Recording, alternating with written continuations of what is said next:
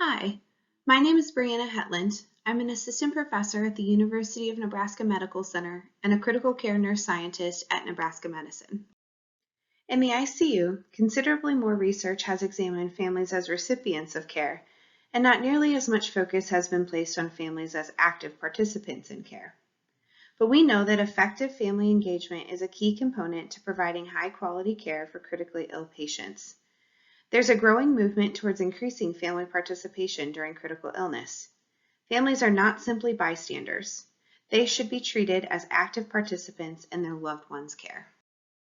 Several studies have illustrated that ICU nurses positively endorse family participation in care. Unfortunately, many just don't know where to start.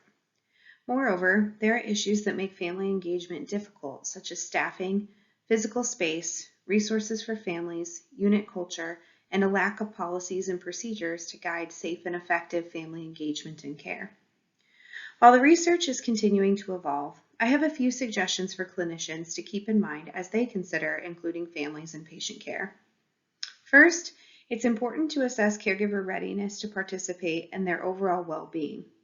For example, in a recent study, we found that caregivers who felt depressed, anxious, or fatigued were less prepared, motivated, and confident regarding their caregiver role.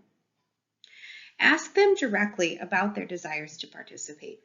Obviously, it's important to identify family members that are ready, but it's just as important to identify those that may not be, to avoid burdening them with tasks that they may not have the financial, social, or mental health resources to do so safely and effectively.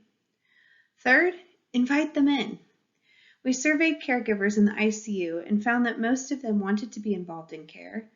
They could articulate easily the exact types of cares that they wanted to do, but often nurses failed to invite them to come to the bedside and participate in patient care. So just ask.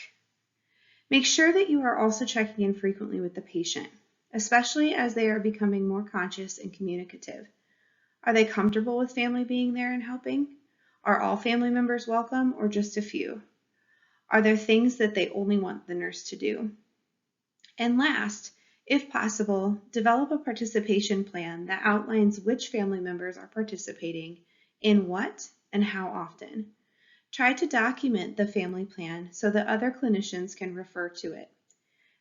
Families and patients alike express frustration when the rules change between shifts. In one of our studies, we gave ICU family members a list of 27 common ICU patient care activities that a nurse may offer them to do at the bedside.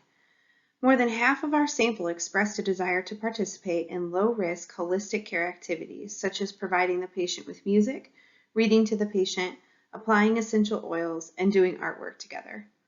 Holistic healing cares are simple, non-invasive, can potentially lessen symptoms, and are appropriate for the large majority of patient-caregiver relationships.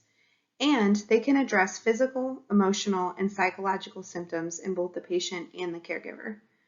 Other activities on our list that were highly ranked were things related to daily grooming, communication, education, and bedside therapies and procedures. As I've already mentioned, it's ultimately important to just ask.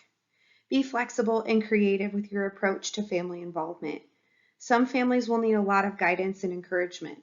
Others are quite independent. It's best to take a few minutes at the beginning of a patient's admission to the ICU to assess family participation readiness, willingness, and preferences.